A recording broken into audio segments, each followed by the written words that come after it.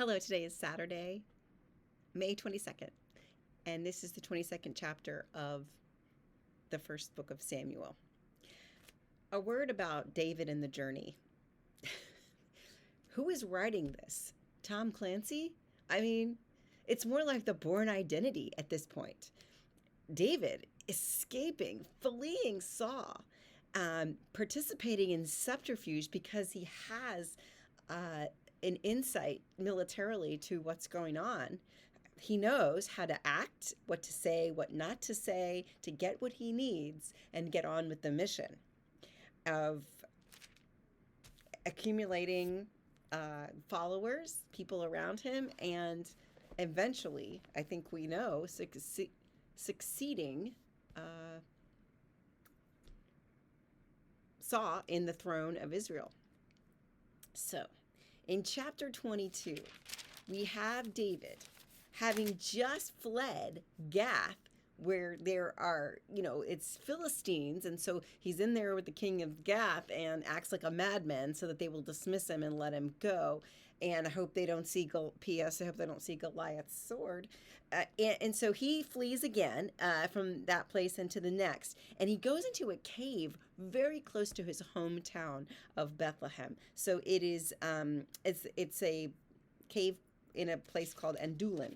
And so there, his kinfolk, his brothers and father and mother come to him, and a whole bunch of people with grievances against the state, I'm assuming, that have great debts. Anyway, he gets all these followers when he is in that cave and holed up in that stronghold. So he returns to Israel, gets to his ancestral home, to his near his place of birth, and collects these followers. And from there, he went to Moab. Now, the Moabites would have been the direct enemies of Saul and Saul's army, and yet they help David. So this is something that it's probably looked at, if you know the backstory, as miraculous, that they are helping David. And what David needs to do is put his father and mother in a safe place so that he can go out and continue to flee from Saul. But he doesn't want Saul to get a hold of his mom and dad. So he takes them to Moab and puts them in the hands of the Moabites to keep them safe. And David leaves and heads into the forest. So, there's a prophet in here who's just mentioned by name. We may see more of him later, but he's the prophet Gad, and he says to David, do not remain in the stronghold, leave and go into the land of Judah. So he travels to that forest, and then we turn our story back to what Saul is doing, still trying to pursue David. Saul heard that David and those who were with him, because now David's not as inconspicuous as he'd been before. He has all these people with him now following. So David and those who were with him have been located. Saul was sitting at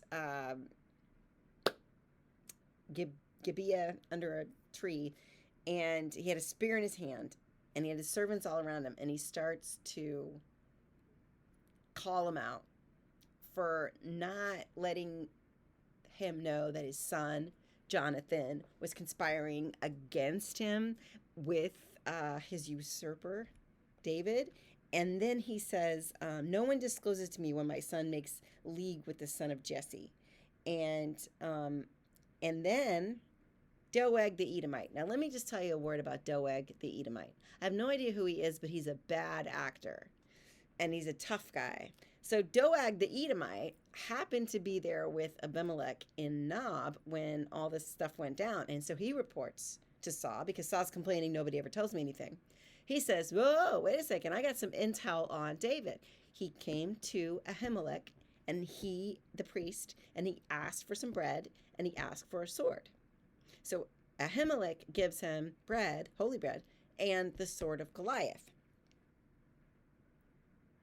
And in doing that, Doeg has just written a death sentence for Ahimelech and all the priests.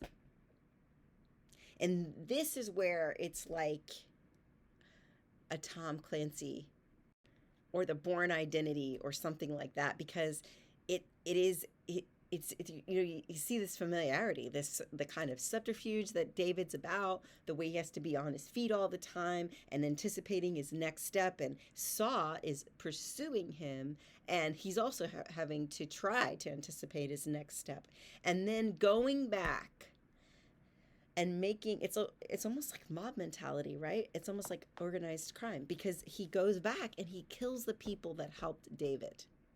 So word will get out that's the intention, I suppose. Word will get out that anyone that helps King David, the son of Jesse, against King Saul will be subject to the sword of King Saul. So he has, same guy, the bad actor, Doeg the Edomite, kill all the priests, 85 of them.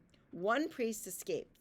He is one of the sons of Abimelech, the son named Abiathar, maybe, escaped and fled after David. Abiathar told David that Saul had killed the priests of the Lord. And David said to Abiathar, stay here with me. I knew that Doeg was there. I knew he would tell Saul, and the lives of those priests are on me, because I shouldn't have put them in that position. Especially when he saw Doeg there, he should have said, I don't want Doeg to know that I did this.